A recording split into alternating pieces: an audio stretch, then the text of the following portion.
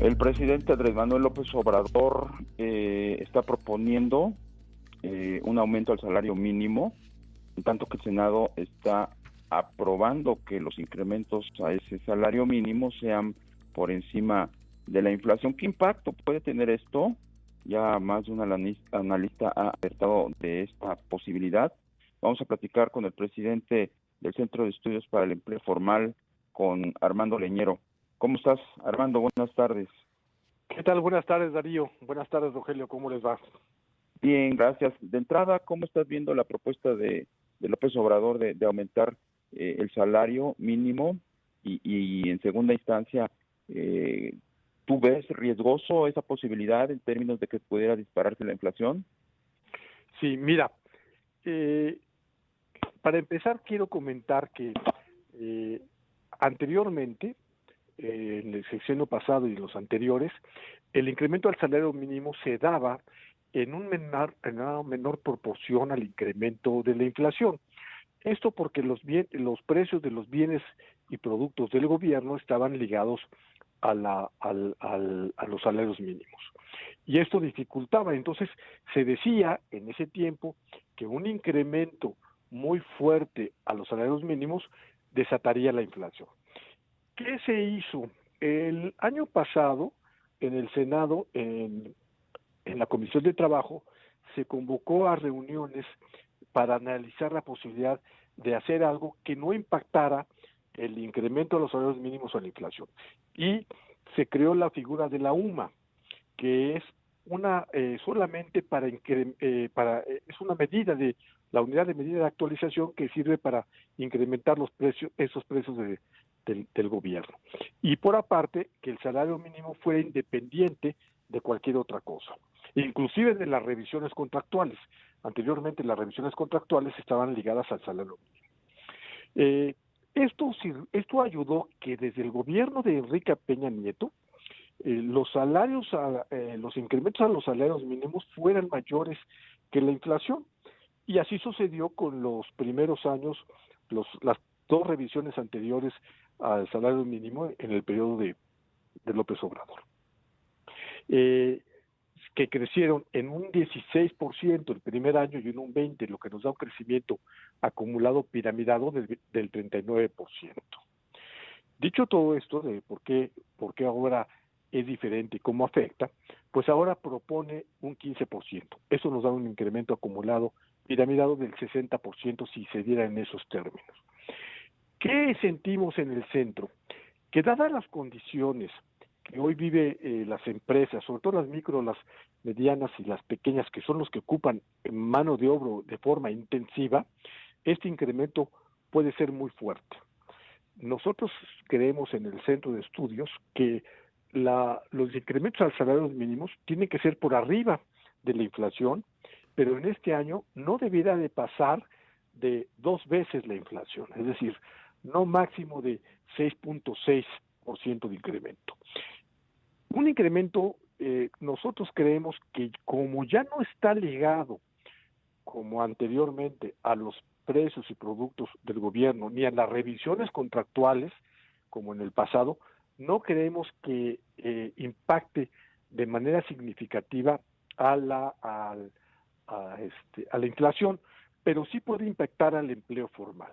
Es decir, es un costo adicional que se tiene de pagar más al salario, sobre todo en los puestos que más recurren las pymes, y esto sí podría ser un impacto al empleo formal. Sí, por supuesto. Armando, buenas tardes. Te saluda Rogelio Varela. Armando, ¿cómo ves esta negociación de los salarios mínimos en el contexto también de un tema que ha quedado pendiente como es el del outsourcing, que pues se pateó para el mes de febrero y que pues también estaría impactando el tema del empleo? Sí, claro, mira, ese es un pacto que nosotros decimos en el centro que no fue pacto, simplemente se cambió un poquito la forma, pero el fondo no se modificó en nada. La forma se cambió a febrero y se quedó de que se revisaría.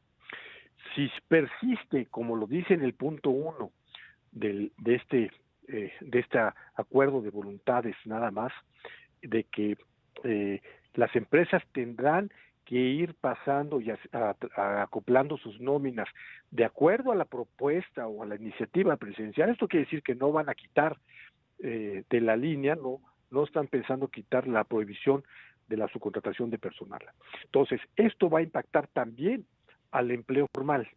Entonces, si le sumamos esta presión de quitar la subcontratación, que es muy utilizada por el gobierno y por las micros, pequeñas empresas, más lo que se viene del salario mínimo, más el incremento en el mediano plazo con el incremento de las aportaciones de los patrones a las pensiones, me parece que son incentivos para que la gente esté en la formalidad.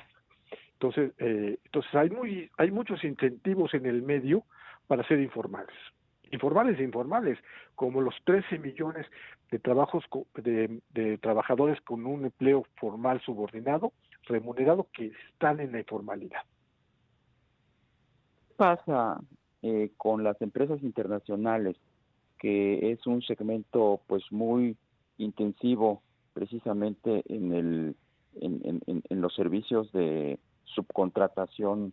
De hecho, ellos están en contra de lo que se ha estado pues negociando con el gobierno de López Obrador y con el mismo López Obrador. Armando, ¿qué tan importantes son estos empleos outsourciados por parte de industrias transnacionales que tienen operaciones en México?